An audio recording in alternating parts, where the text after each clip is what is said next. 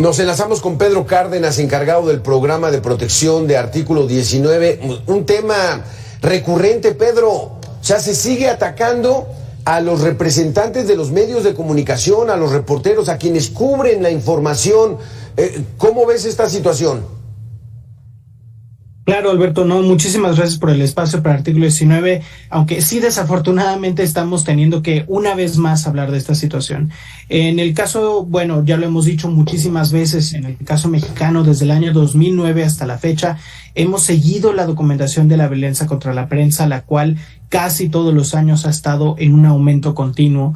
Por otro lado, identificamos particularmente el estado de Guerrero como uno de los 5 más violentos contra la prensa, ¿no? Ahora que mencionábamos el caso de los 4 compañeros quienes fueron atacados con armas de fuego, ¿no?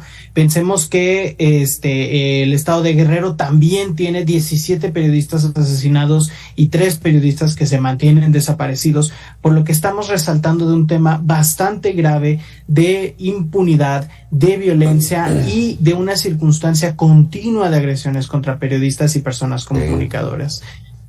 Es que el trabajo de los reporteros y los medios de comunicación, y no es de que nosotros nos dedicamos a estos, es el bien llamado cuarto poder. O sea, es el poder de facto que investiga a los otros 3 poderes establecidos en la República: el Ejecutivo, la Presidencia y el Gobierno Federal y el Gabinete; el Legislativo, la Cámara de Diputados y Senadores; y el Judicial, que es la Suprema Corte de Justicia, los jueces, los ministros, magistrados. La prensa está para denunciar las irregularidades, pero entonces hay una campaña, Pedro, por atacar a este poder y que no se denuncie lo mal que muchas veces actúan los otros poderes. Más que una campaña, lo que hay que resaltar que sí es patrones de impunidad y de violencia. Sí, la prensa tiene un rol indispensable en una democracia, que es particularmente ejercer no solo su derecho a la libertad de expresión, sino también apoyarnos a las personas ciudadanas a ejercer nuestro derecho de acceso a la información. Es decir, la prensa es quien nos informa, quien nos comunica y a través de la cual podemos seguir informándonos para ejercer otros de nuestros derechos, como lo pueden ser los derechos políticos o de participación ciudadana. En este sentido, ¿qué patrones podemos identificar en todos estos temas? Por un lado, sí, la violencia principalmente en México año con año, arriba de entre el 45 y 50%, varía un poco cada año, ha sido directamente desde las autoridades, sobre todo a nivel municipal y estatal, quienes son las principales agresoras. Eso no quita, por supuesto, que la delincuencia organizada no tenga un rol bastante importante en esta violencia. Grupos criminales consistentemente son quienes agreden a periodistas a través de privaciones de la libertad, como inclusive lo hubo hace menos de una semana con colegas de Taxco Guerrero también. Por otro lado, también tenemos pues las agresiones físicas, como lo pueden ser no solo las amenazas directas, sino también las lesiones, los ataques e inclusive los asesinatos, ¿no? Sí. Entonces, es bastante crítico toda esta situación en la que estamos, porque la prensa está entre la espada y la pared, ¿no? Sí, porque mira, si los delincuentes están sobre la prensa, pues bueno, se puede entender ese frente, pero el gobierno y las autoridades deberían estarlos fortaleciendo, no que siguen atacándolos. Platícame cómo va esto de las mañaneras del presidente, que un día ataca y al día siguiente también. Claro, desafortunadamente, en un contexto donde ya se agrede a la prensa, por ejemplo, 272 veces en un semestre, como fue el primer semestre del 2023, que estamos hablando de una agresión contra periodistas cada 16 horas, es bastante grave que desde los poderes ejecutivo, legislativo y judicial, en vez de generar políticas públicas de protección, particularmente preventivas, tengamos, por el contrario, un discurso estigmatizante, un discurso que justifique esta violencia, que la minimice o que la normalice, ¿no? La prensa sí que tiene un rol de estar en desacuerdo con las autoridades, sea cual sea el partido, sea cual sea el nivel, pero por otro lado, eso no quita que las autoridades no deban de tener un mayor umbral de tolerancia hacia la crítica, hacia las circunstancias que están viviendo y, por supuesto, mayores responsabilidades. Tienen que actuar con sus temas de protección. Claro. Y el discurso estigmatizante no puede ser una constante en este país. En el primer semestre de este año documentamos arriba de 40 veces en que se consideraban agresiones tal cual las comunicaciones desde el Poder Ejecutivo Federal. Y eso es bastante preocupante. ¿Cuál es la cifra de colegas periodistas fallecidos durante esta administración, Pedro?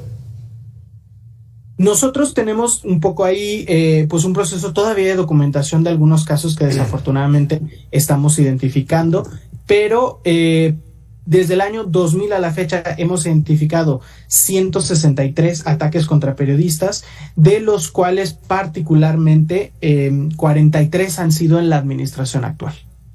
43. Y apenas estos jóvenes que fueron a cubrir una nota y van regresando y los balean a los 4. Y entonces ahí sí la autoridad pues no dice, no, pues es que andaban en malos pasos, acababan de ir a cubrir una nota, los 4 eran reporteros. ¿Qué nos puedes platicar de este asunto? ¿Cómo van estos chavos? Sí, es correcto. Hasta el momento tenemos la misma información que ustedes estaban reportando, que 3 de los reporteros afortunadamente ya se encuentran bien. Un reportero entendemos que todavía se encuentra pues siendo atendido. Sin embargo, pues es todavía unas circunstancias en desarrollo. ¿Qué es algo importante que ya estabas resaltando precisamente?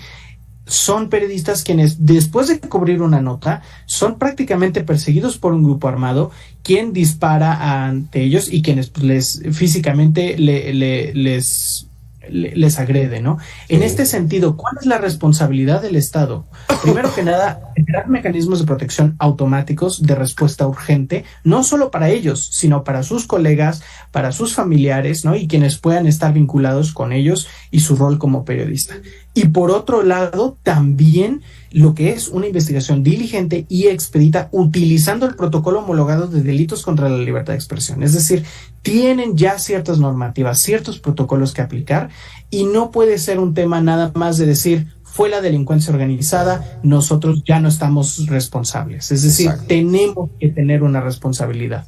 Es que los periodistas no son los enemigos son los que cometen corrupción, son los que se roban el dinero, son los que hay que denunciarlos. Pues los periodistas no le dicen a un político, pues róbate el dinero y yo lo voy a consignar. O sea, el mal está en ellos. Los medios generalmente son eso, nada más el medio entre lo ocurrido, la denuncia y lo que tiene que conocer la gente. No somos los enemigos, pero bueno, con esa andanada de críticas, pues entonces sí, muchos están desprotegidos y pues entonces sí hay que cuidarse. Gracias, Pedro Cárdenas. ¿Algún último comentario que quisieras dar? Sí, Alberto, pues muchísimas gracias a ustedes por el espacio. Sí, resaltar, la prensa en México y en todos los países del mundo es un rol importante en una democracia, no solo ejerciendo su libertad de expresión, sino también el derecho de acceso a la información y por lo tanto debe de preocuparnos a toda la ciudadanía este tipo de situaciones y este tipo de ataques, porque es una afectación a los derechos no solo de ellos, sino de todas sus comunidades, en los espacios en donde trabajan y de la sociedad misma. Exactamente, pues es un rol que permite que haya una mejor convivencia y que cada vez seamos mejores, pero bueno, muchos desde Palacio Nacional no lo entienden. Pedro Cárdenas, encargado del programa de protección de Artículo 19, gracias por haber estado con nosotros. Al contrario, gracias a ustedes. Nosotros